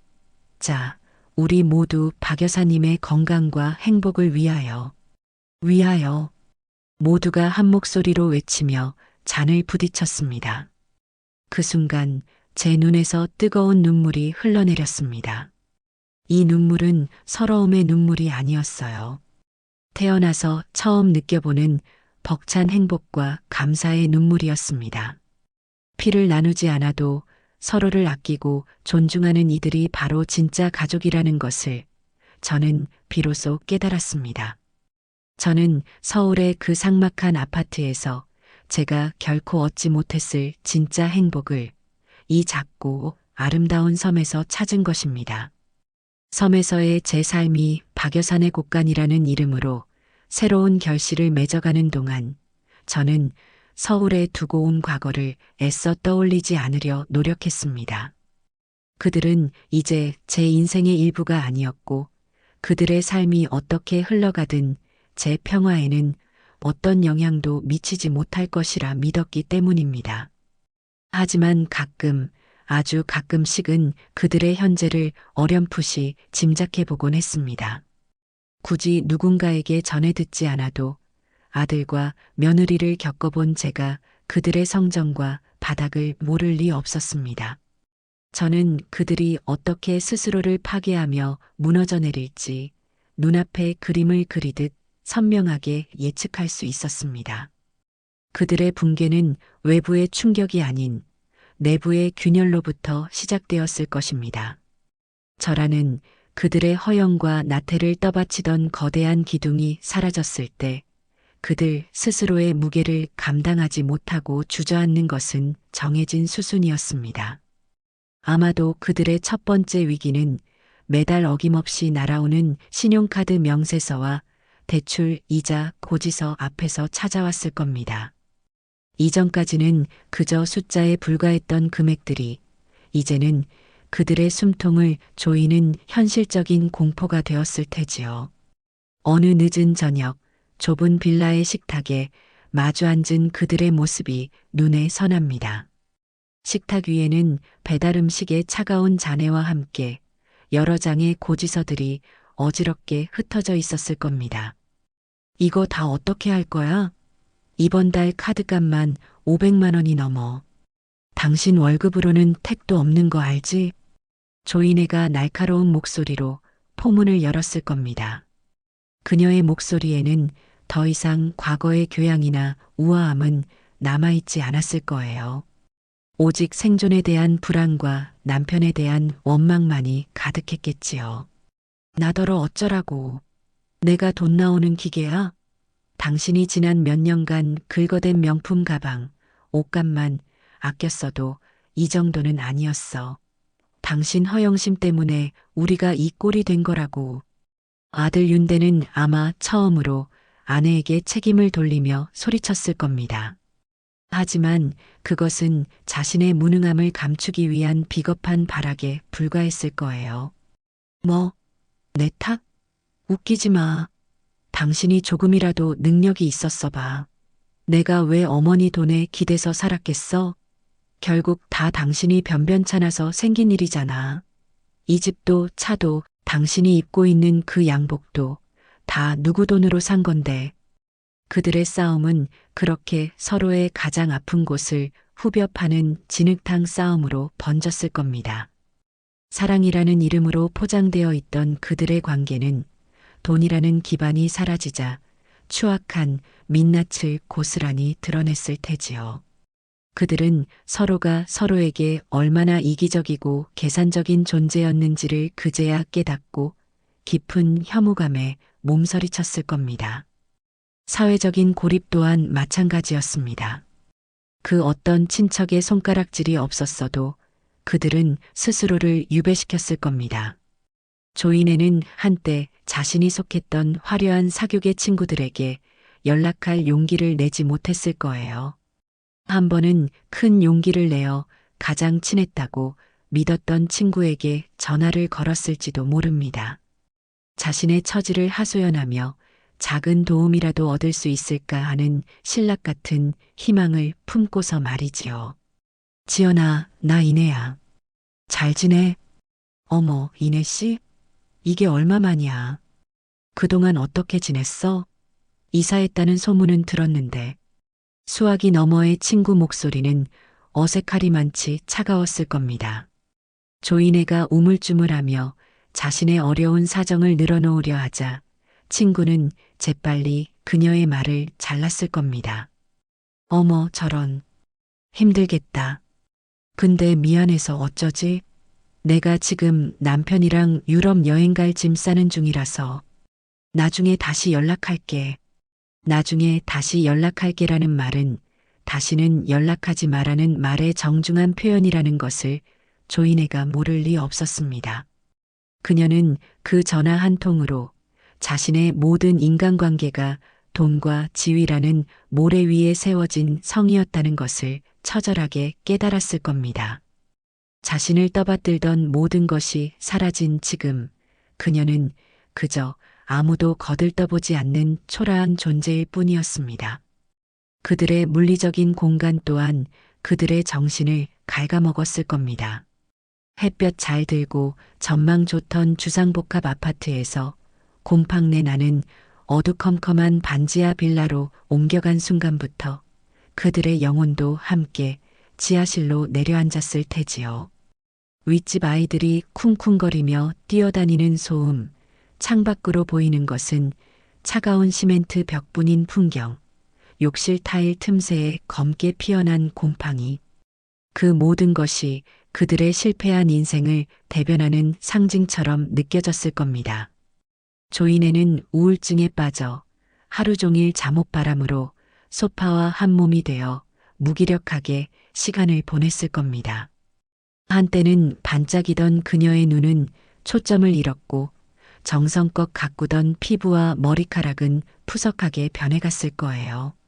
윤대는 실직의 공포와 가장으로서의 압박감에 짓눌려 매일 밤 값싼 소주로 현실을 도피했을 겁니다. 알코올에 절어가는 그의 몸과 마음은 과거에 번지르르했던 모습을 완전히 잃어버리고 그저 초라하고 남루한 중년 남자의 모습으로 쓰러져 갔을 겁니다. 그리고 마침내 그날 저녁이 왔을 겁니다. 그들의 비참한 현실에 확인 사살을 가하는 잔인한 심판의 시간이 말입니다. 그날도 어김없이 둘은 서로에게 아무 말도 걸지 않은 채 배달시킨 값싼 피자로 저녁을 때우며 멍하니 TV를 보고 있었을 거예요. 마침 TV에서는 제가 출연한 그 교양 프로그램이 재방송되고 있었습니다. 때로는 모든 것을 버려야 비로소 진짜 소중한 것을 얻을 수 있다고 말하는 사람이 있습니다. 이른의 나이에 제2의 인생을 개척한 박명수님의 이야기를 만나보시죠. 화면 가득 제가 사는 섬의 아름다운 풍경과 함께 햇살 속에서 환하게 웃고 있는 제 모습이 나타났을 때 그들은 숨을 멈췄을 겁니다. 윤대는 들고 있던 피자 조각을 접시 위로 떨어뜨렸을 테고 조이네의 얼굴은 새하얗게 질려버렸을 거예요. TV 속의 저는 그들이 기억하는 사람이 아니었습니다. 그들의 기억 속 박명수는 늘 그들의 눈치를 보고 낡은 옷을 입고 잔소리만 하던 무기력한 노인이었습니다. 하지만 화면 속의 저는 잘 가꾸어진 정원에서 최고급 린넨 원피스를 입고 지적인 인터뷰어와 대등한 위치에서 자신의 철학을 이야기하는 우아하고 기품 있는 여성이었습니다. 프로그램은 제가 박여산의 곳간을 통해 어떻게 섬 경제에 활력을 불어넣고 마을 할머니들에게 새로운 삶의 의미를 찾아주었는지를 집중적으로 보여주었습니다. 이장님과 부녀회장은 저를 섬의 등대이자 굴러들어온 복덩이라고 칭송했고 제 직원인 할머니들은 제 손을 잡고 눈물 글썽이며 고마움을 표했습니다. 여사님, 어떤 계기로 모든 것을 정리하고 이 섬에 오시게 되었나요? 쉽지 않은 결정이셨을 텐데요. 인터뷰어의 질문에 TV 속에 저는 잠시 푸른 바다를 바라보다가 잔잔한 미소와 함께 대답했습니다. 때로는 가득 찬 항아리를 다 비워내야 그 안에 정말 귀한 보석 하나를 담을 수 있더군요. 저는 제 인생의 빈 항아리에 진짜 제 것을 담으러 이곳에 왔습니다. 돈이나 명예가 아닌 하루하루의 평화와 좋은 사람들과의 웃음 같은 것들 말이지요. 그 말이 나오는 순간 윤대의 눈에서 뜨거운 눈물이 주르륵 흘러내렸을 겁니다. 그는 비로소 자신이 잃어버린 것의 가치를 깨달았을 테지요. 그가 잃어버린 것은 단순히 돈과 재산이 아니었습니다.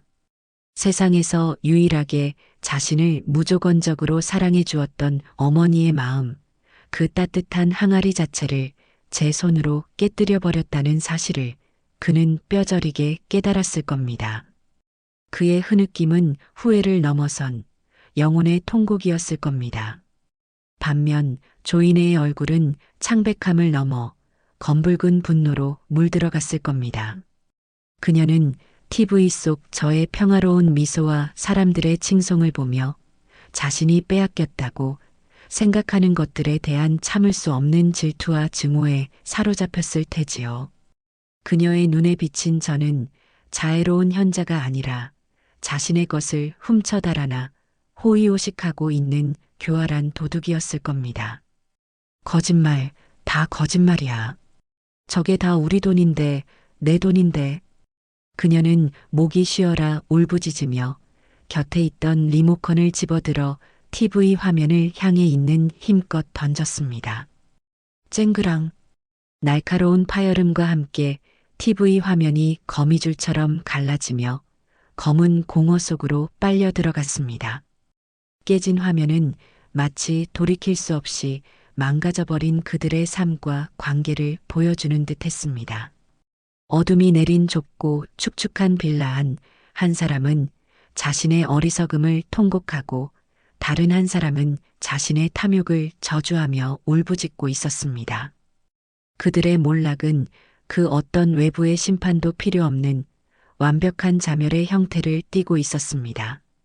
제가 섬에 정착한 지 꼭 1년이 되는 날, 저는 해가 뜨기 전 이른 새벽에 눈을 떴습니다. 지난밤 저는 오랫동안 잊고 있던 꿈을 꾸었습니다. 돌아가신 제 남편이 꿈에 나와 젊었을 적 모습 그대로 저를 보며 환하게 웃어주더군요. 그는 아무 말도 하지 않았지만 저는 그 눈빛에서 이제야 당신이 진짜 행복을 찾았구려. 정말 고생 많았소. 라는 위로와 인정을 읽을 수 있었습니다. 꿈에서 깨어난 제 뺨 위에는 저도 모르게 흘러내린 눈물이 마른 자국이 남아 있었습니다. 저는 그날 저 자신만을 위한 특별한 의식을 치르기로 마음먹었습니다. 조용히 집을 나서 작은 배낭 하나만을 맨 채 섬에서 가장 높은 산의 정상으로 향했습니다. 가파른 산길을 오르는 내내 제 숨은 턱까지 차올랐고 다리는 후들거렸습니다. 하지만 한 걸음 한 걸음 내디딜 때마다 제 마음은 오히려 더 맑고 가벼워지는 것을 느꼈습니다. 이것은 제 과거를 향한 순례이자 새로운 미래를 향한 다짐과도 같은 길이었습니다. 몇 시간을 걸어 마침내 정상에 도착했을 때 세상의 모든 것이 제 발 아래 펼쳐져 있었습니다. 제가 일군 텃밭과 그림 같은 집, 옹기종기 모여 있는 마을, 그리고 그 모든 것을 감싸 안은 끝없는 바다. 동쪽 하늘에서는 장엄한 일출이 시작되고 있었습니다.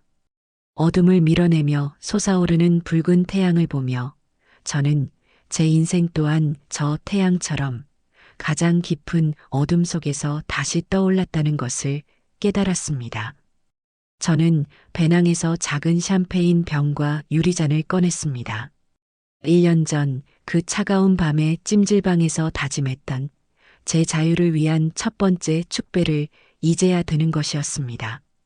펑 하는 경쾌한 소리와 함께 열린 샴페인을 잔에 따라 먼저 제가 사랑하는 이 땅과 바다를 향해 뿌렸습니다. 그리고 남은 한 잔을 들어 떠오르는 태양을 향해 높이 치켜들었습니다. 고맙다, 나의 지난 세월아. 그리고 환영한다, 나의 남은 날들아. 이 박명순의 인생을 위하여. 짜릿한 샴페인이 제 목을 타고 넘어가는 순간 저는 1년 전의 저와는 완전히 다른 사람이 되어 있음을 느꼈습니다. 분노와 복수심으로 가득 찼던 마음은 이제 모든 것을 품을 수 있을 만큼 넓고 깊은 바다가 되어 있었습니다. 산에서 내려온 그날 오후 저는 약속했던 변호사를 제 집 거실에서 맞이했습니다. 그는 제 평판을 익히 들어 알고 있었고 제게 깊은 존경심을 표했습니다. 우리는 복잡한 법률 용어 대신 삶과 사람에 대한 이야기를 나누었습니다. 그리고 마침내 제 인생의 마지막 설계를 그에게 펼쳐 보였습니다. 변호사님, 저는 돈이란 흐르는 강물과 같다고 생각합니다. 한 곳에 고여 있으면 반드시 썩기 마련이지요. 저는 제 피와 땀이 밴 이 돈이 제 자식들의 욕심 속에서 썩어가는 것을 원치 않습니다. 대신 이 돈이 제가 사랑하는 이 섬의 척박한 땅을 비옥하게 만드는 마르지 않는 강물이 되기를 바랍니다.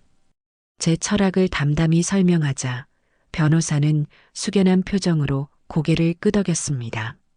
저는 제가 직접 밤새워 작성한 유언장의 내용을 그에게 건넸습니다.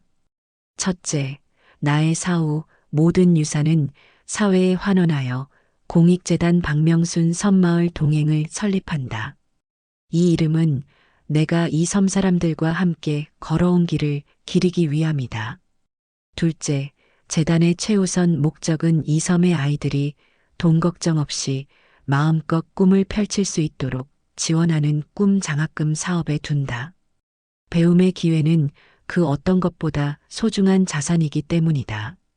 셋째, 재단은 섬에 홀로 거주하는 노인들이 소외되지 않고 존엄한 노년을 보낼 수 있도록 정기적인 방문 돌봄 서비스와 의료 지원 사업을 시행한다. 넷째, 박여산의 곡간과 같은 마을 공동체 사업을 지속적으로 지원하여 섬의 경제적 자립을 돕고 주민들에게 건강한 일자리를 제공한다. 다섯째, 내가 거주하던 이 집과 텃밭은 동행의 집으로 명명하고 삶에 지친 이들이 언제든 찾아와 잠시 쉬어가며 위로를 얻을 수 있는 공간으로 영구히 개방한다. 그리고 마지막, 가장 중요한 조항이 있었습니다.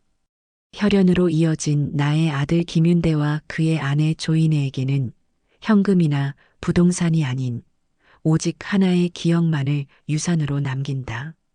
그것은 바로 상하지 않도록 냉장고에 넣어두어야 했던 들기름 한 병의 기억이다.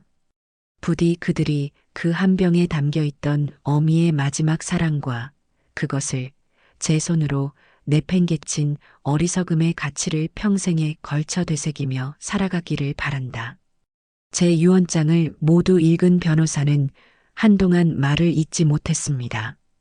그는 감동과 존경이 뒤섞인 눈빛으로 저를 바라보며 제 뜻이 한치의 오차도 없이 완벽하게 실현될 수 있도록 최선을 다하겠다고 약속했습니다. 저는 그의 앞에서 제 인생의 마지막 마침표가 될 유언장에 망설임 없이 제 이름 석 자를 쓰고 선명하게 도장을 찍었습니다. 모든 법적 절차가 끝나는 순간 저는 비로소 제 삶의 모든 과업을 완수했다는 깊은 평온함에 휩싸였습니다. 변호사가 돌아간 후 저는 저녁을 준비하기 위해 부엌으로 향했습니다. 그때 부녀회장이 갔다 온 상추와 깻잎을 한 알을 안고 집으로 들어왔습니다. 여사님, 저녁은 드셨소?